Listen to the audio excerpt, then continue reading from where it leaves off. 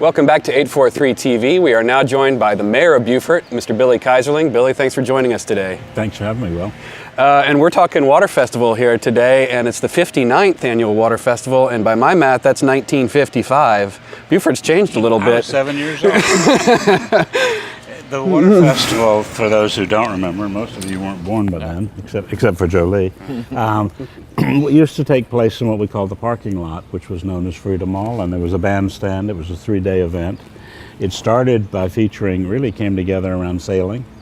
Later on, they added motorboats. The big event to me when I became 14, of course, was I got to drive a convertible with one of the beauty queens. there was a beauty contest. It was a 3-day event. It was a very local event. But it was people from Beaufort coming together around one of the features that makes Beaufort so special, and that is a celebration of the water. Absolutely.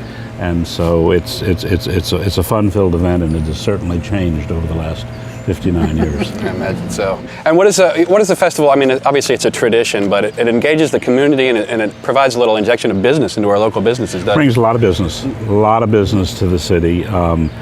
The downtown businesses do well. The hotels, we are booked weeks ahead of time. That means people are eating 3 meals out. Right. That means they're spending. That brings in hospitality tax, which then allows us, with hospitality and accommodations tax, to fund marketing that goes year-round for the city of Beaufort. So it's a very important part of the economics of Beaufort. But most importantly, it's a hometown reunion for a bunch of kids who grew up on the water, who some of us still want to think we're kids, and stay out on the water. Absolutely. Well, tell me a little about, there's a talk about expanding the waterfront park. Can you give me an update on that? Oh yeah, Brandy, you got 3 hours? There has been conversation since the park was redesigned in, I think, 2004. About, and a lot of it had to do with the Water Festival, or the cultural festivals, we'll say, because nobody, including the Water Festival, likes to put a gate around the park, because it's the people's park. On the other hand, when you bring in costly, valuable outside entertainment, it's got to be paid for, so you need some control.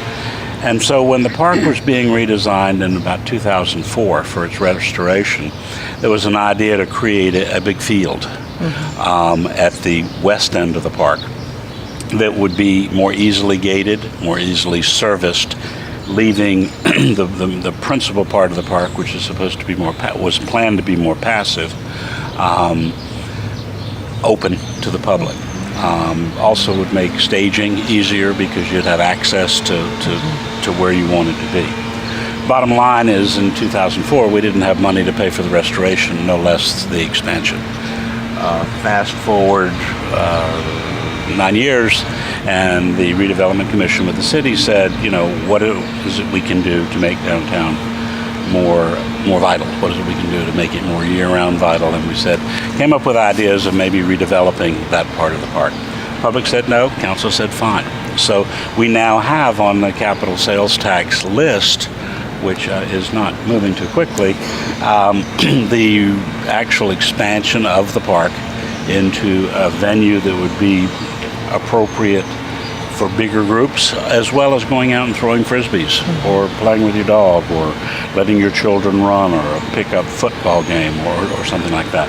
Bottom line is it all costs money, and until we have the dollars to pay for it, the parking lot's going to remain a parking lot.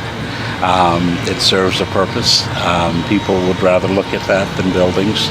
So, we're just going to have to wait and see. So that leads me to my question is, the capital projects list and all that tax seems to have been set aside by the county. So we know the list is there, but getting it on the ballot is going to be another matter. As you know, local governments actually preferred the local option sales tax. Absolutely. Because we could have given anywhere from 20 to 40% of that money back in terms of tax credits.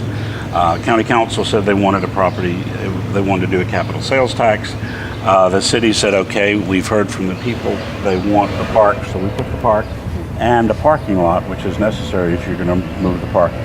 Unfortunately, after the county assembled a panel of independent, non-political people to come up with projects. You work very hard, by the way. In your town, and in my city, in Boston, and Hilton Head.